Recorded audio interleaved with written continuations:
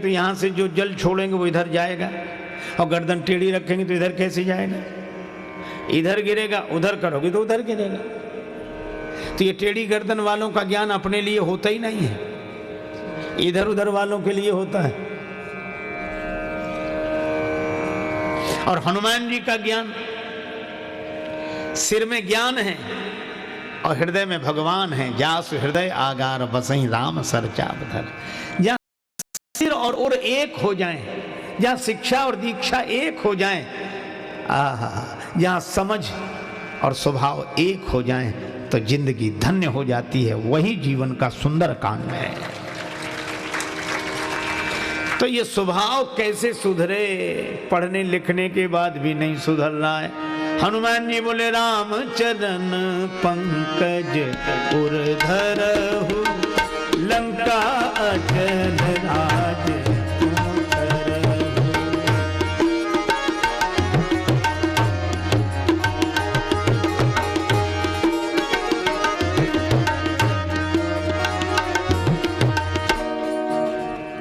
राम जी के चरणों को हृदय में रख लो, दिल ठीक हो जाएगा, दिमाग तो ठीक है ही।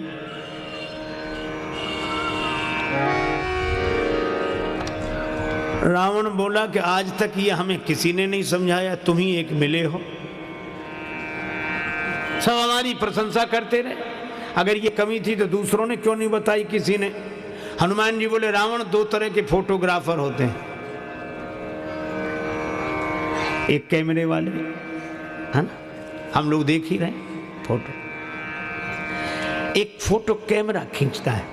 अच्छा, कैमरे को आपके भीतर से कोई मतलब नहीं कि आप दुखी हैं कि हैरान हैं कि परेशान हैं, आपका मन खुश है कि, कैमरे को इससे कोई मतलब नहीं। तो बाहर आप जैसे हैं वैसे ही दिखा देगा, बिल्कुल आप देखो। इसलिए कैमरा जिसकी तरफ मुड़ता है वही आदमी थोड़ा संभलने लगता है,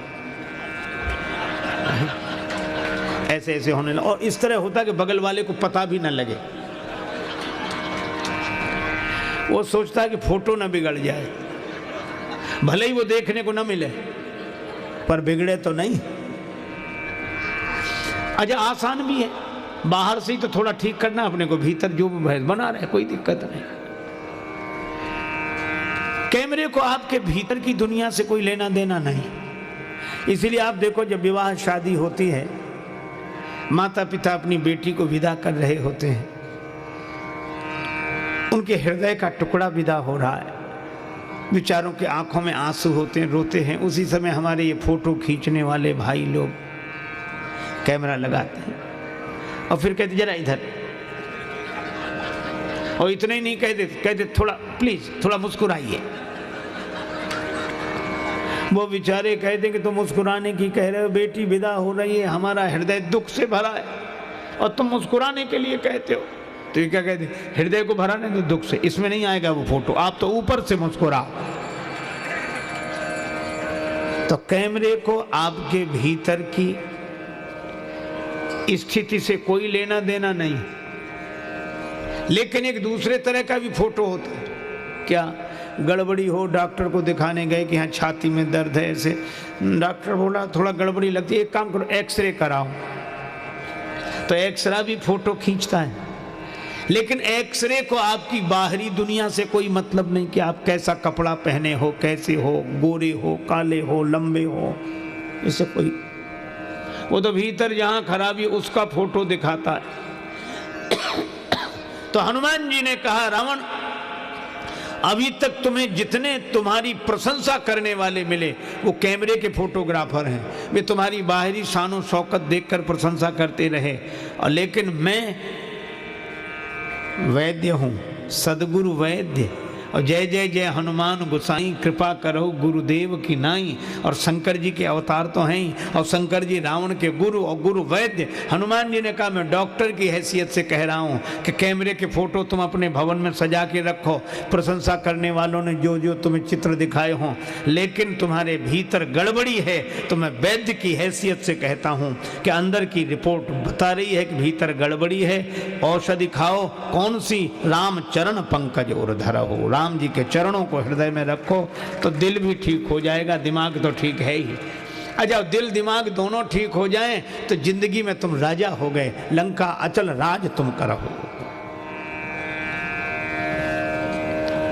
कितनी बढ़िया बात कही।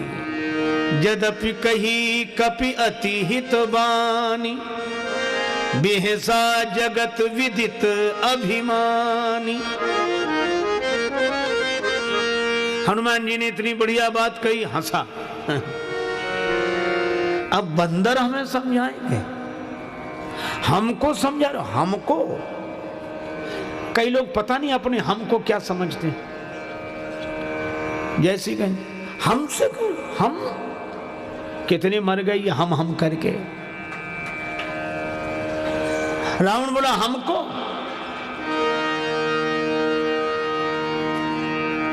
हमें समझाने का फल जानते हो?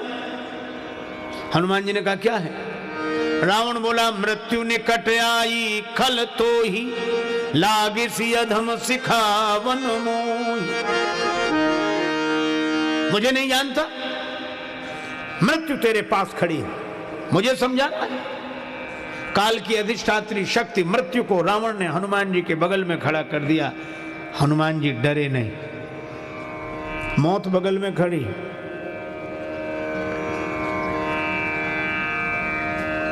रावण बोला मौत तुम्हारे बगल में खड़ी है, डर नहीं रहे?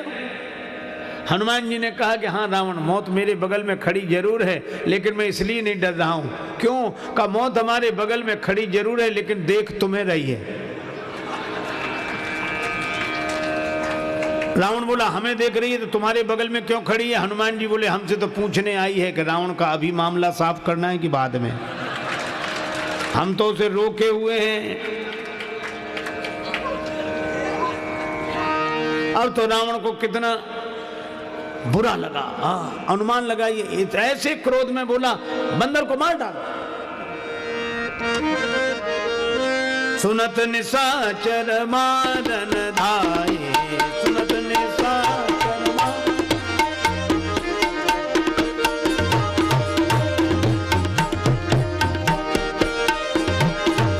मारन धाये, सुनत निशाचर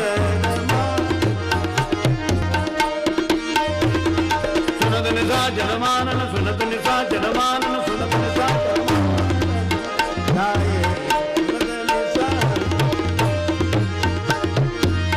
सचिवन सहित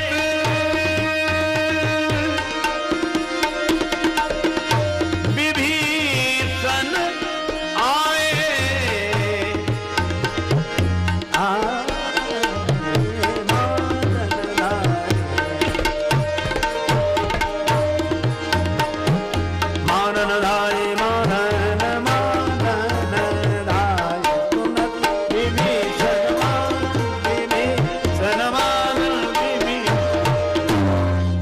निशाचर मारन धाये।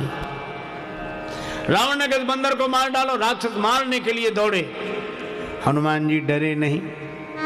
जिसके रक्षक हैं श्री राम, उसे कोई मार नहीं सकता।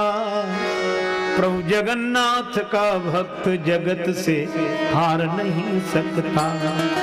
प्रभु जगन्नाथ का भक्त जगत से हार नहीं सकता।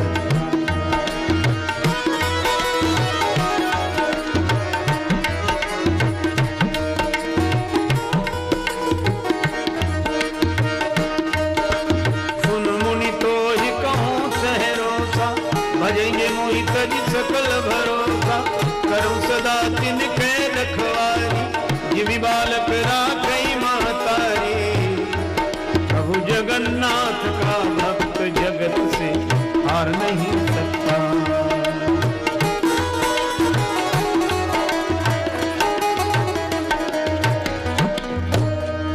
राक्षस मारने के लिए दौड़े। हनुमान जी ने मन ही मन सोचा कि हमारे साथ हैं भगवान, तू अकेला नहीं प्यारे, राम तेरे साथ में। रावण अगर राक्षसों को मारने के लिए भेज रहा है तो कोई बचाने वाला आएगा, और बचाने वाले आ गए। कौन? श्री विभीषण जी। विभीषण जी ने कहा और कोई सजा दे दो, ये नीति के विरुद्ध है, दूत का वध नहीं करना चाहिए। रावण बोला अंग भंग करी पठाइए बंदर, बंदर के अंग भंग कर दिए जाएं।